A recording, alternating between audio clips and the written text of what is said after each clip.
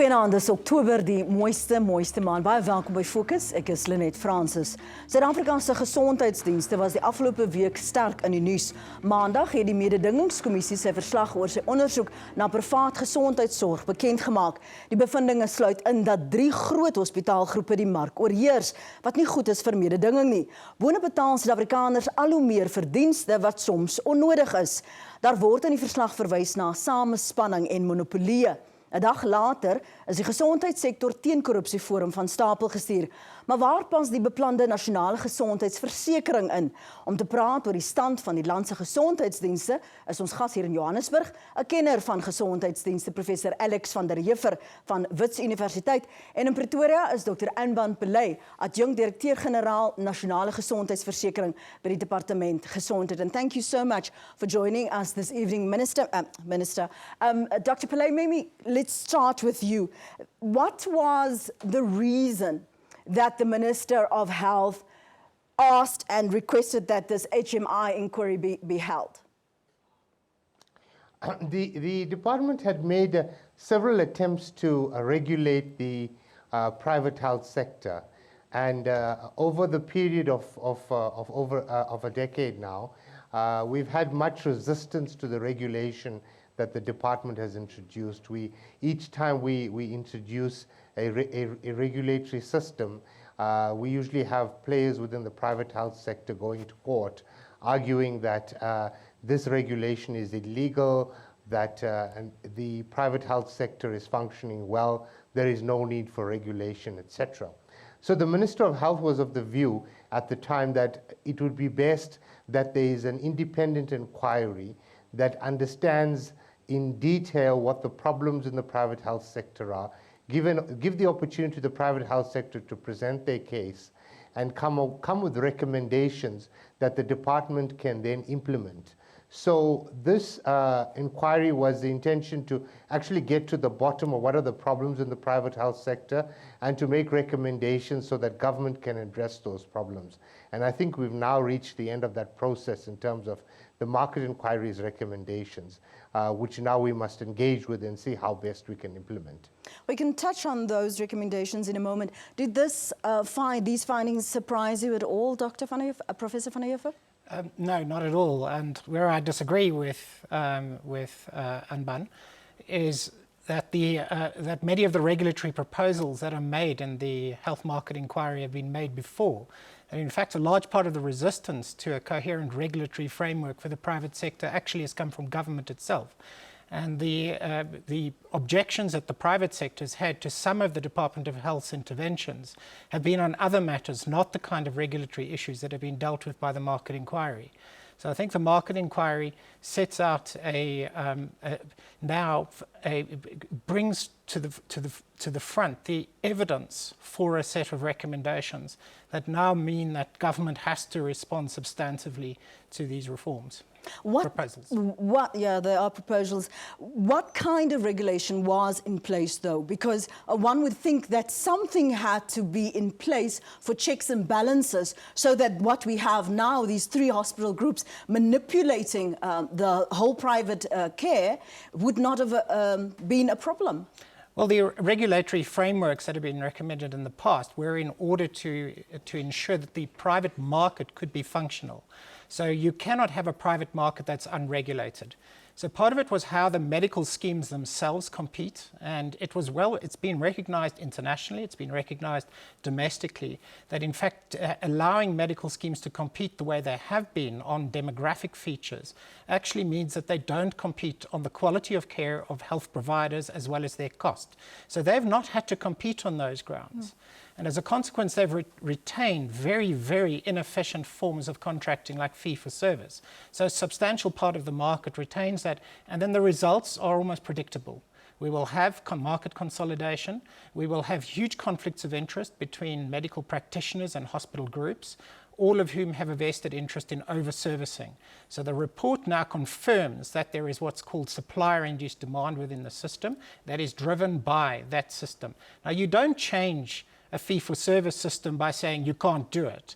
you've got to change the incentive framework within the system. So the market inquiry recommends a series of structural reforms that modify behavior within the system. It's not directly attacking oligopolies or large players within the system. They're recognizing that, in fact, a large part of how they're operating is a consequence of the regulatory structure that's in place that hasn't been modified for over 20 years. And the response that we've had thus far from those hospital groups, did that surprise you at all? Well, they haven't really attacked the proposals and recommendations much. I think the evidence is very difficult to contradict. I mean, a lot of work went into it. It was 5 years. 5 years. There was a lot of resistance to the provision of information into the inquiry itself, which slowed the inquiry down. And, but nevertheless, the evidence could be examined very sort of concretely. So that particular feature of the system, fee for service driving overutilization, is a very expected result. It's not something that surprised anybody who's worked in the field of health economics before. The only issue is making absolutely clear that that's one of the features of the system. But it's not sufficient just to look at the providers. The incentives of the providers are coming from how the funders behave, and there are also huge conflicts of interest between people in the funding part of the system as well as the provider part of the system. The report noted that as well, and that is also a feature that has to be addressed. I'm going to come to you in a second, Dr. Pillay. Where did this, however, Professor van der Heever, leave consumers and those that literally paid every month their premiums and sometimes spend time in hospital, which was unnecessary? Well, so firstly, you almost expect some of these results systematically. And it's really, the market failures that are produced within the private health market are expected. They're a predicted result of an insurance system reimbursing your cost, your care. There's no other way to give you access other than through insurance. The problem is you have to then regulate the consequence of an insurance system on provider behavior. And that's where we've essentially failed in South Africa. Now, what is understood is that the market failure within a South African context is directly a consequence of the regulatory framework that's in place. The regulatory framework is government's responsibility. The private sector can't solve these problems on its own. It requires that government step in. The problem has been that government hasn't stepped in a number of very key parts of the system and have let these problems get deeper and deeper and deeper. And there have been numerous reports that actually are now reinforced by the health market inquiry with substantially more evidence than was available in the past. But they actually reinforce regulatory recommendations made over the past 20 years which were never implemented. Dr. Alban? Yes, I think there are a number of structural problems in the market, and I agree with Professor van der Heever on that. However, I think it's important to appreciate that all our attempts to engage with the private health sector to resolve these problems have always been met with resistance. I mean, we've been to court many times on a number of issues, despite us agreeing that the private health sector is unaffordable, that the prices are excessive, there's overutilization, and all of the other problems of governance and efficiency, as well as the quality of services not being of an acceptable standard in some cases. And so to deal with this problem, we need a regulatory system which is all-encompassing, dealing with the issues of the funders, of the providers, as well as the health establishments. And I think that this market inquiry, now for the first time in the country, lays bare the evidence of where the problems are, and I hope that the private health sector now understands that they must be regulated, because the worst thing that government can do is introduce regulation and have a sector which is completely resistant to regulation, and then it's very difficult to then implement such laws when you have a sector that does not believe that anything's wrong in the first place.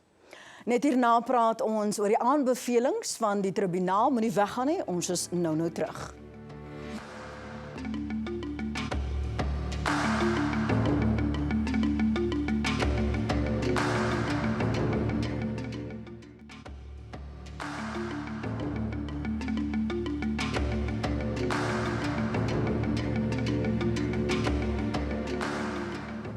Ons praat vanaand oor die stand van Suid-Afrika se gesondheidsdienste, onder meer na aanleiding van die bevindinge van die Mededingingskommissie se ondersoek na privaat gesondheidsdienste. Ons gaste hier in Johannesburg is professor Alex van der Heever, hy is by Wits, en in Pretoria gesels ons met Dr. Anban Pillay, hy is van die Gesondheidsdepartement. And just before I join Dr. Pillay again, some of the most significant recommendations that were made, let's touch on that, particularly how it will benefit or could benefit rather consumers. So one of the features of the system that are very problematic is that, starting on the medical scheme side, is that people don't really understand the benefits that they're buying. So it recommends that you implement a basic benefit package which is risk equalized between all medical schemes. Now that sounds technical, but essentially what it means is that through a risk equalization mechanism, the demographics of medical schemes are equalized across the entire system. So schemes with lots of pensioners receive funds from schemes with very few pensioners. And that stops schemes competing on that criteria. They don't compete on demographics, they don't compete on health status. When you standardize the benefit package, the only thing left for them to compete on is the benefit package. Now consumers understand the benefit package because it's the same for every medical scheme, the basic benefit package. And it can only be differentiated on two features. That is cost and the quality of the coverage, the quality of the underlying health services that are being purchased. So that's where we would see a complete change in the way in which schemes compete. On the provider side, the problem is people don't understand the quality of the different services that they're buying. But why? Is it the way it was structured? Because from what I understand, there's specialized treatments that each medical aid needed to have or needed to provide. Well, there were already prescribed minimum benefits that medical schemes must cover, but the problem is that there are a lot of additional benefits, and the way in which the mandatory minimum benefits were reflected in legislation were not very clear for people to understand. So medical schemes didn't necessarily provide them.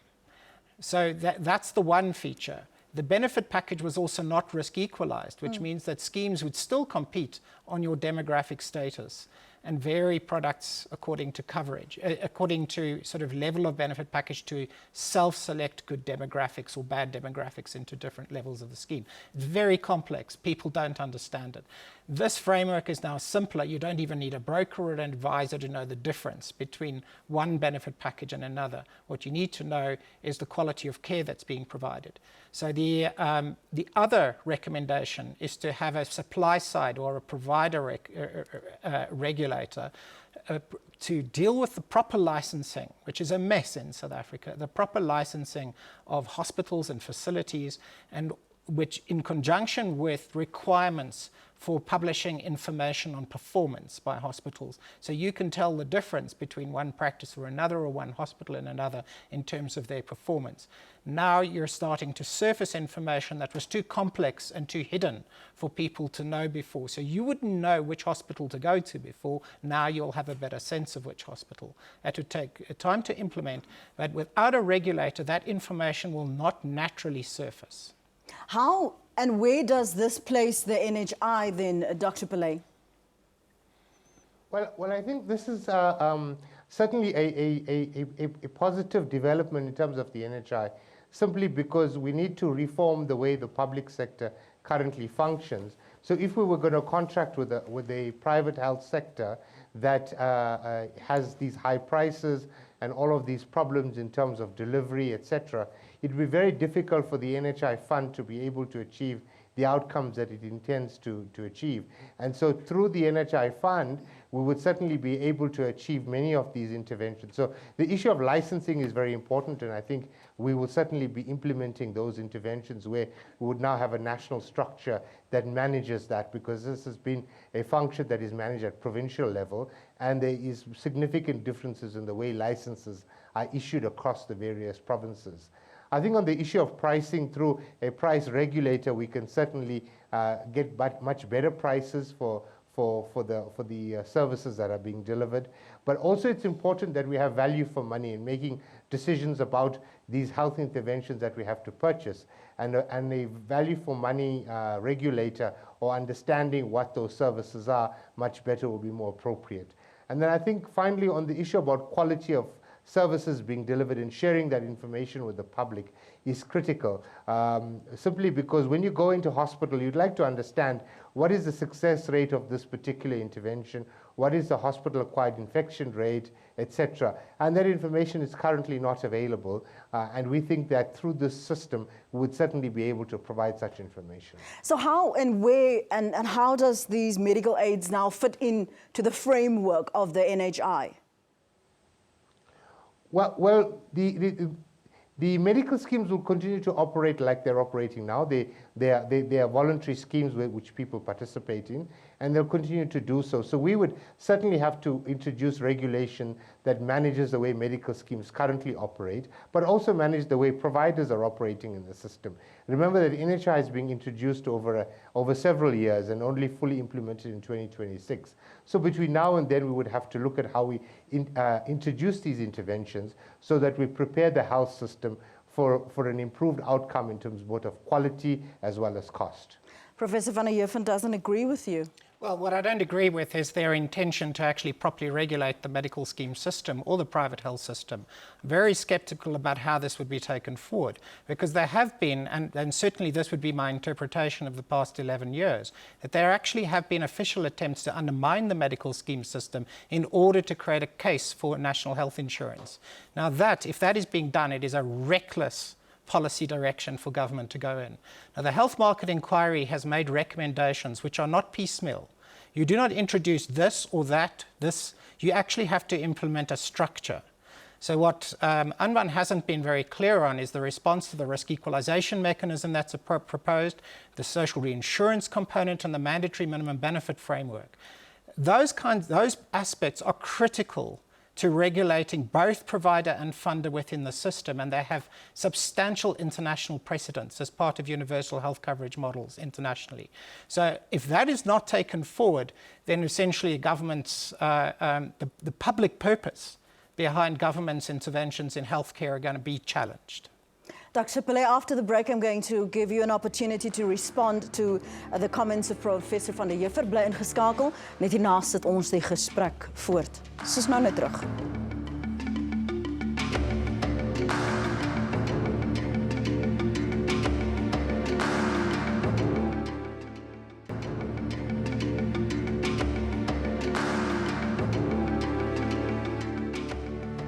Kommer oor Suid-Afrika se privaat gesondheidsdienste sluit in toenemende koste en onnodige behandeling.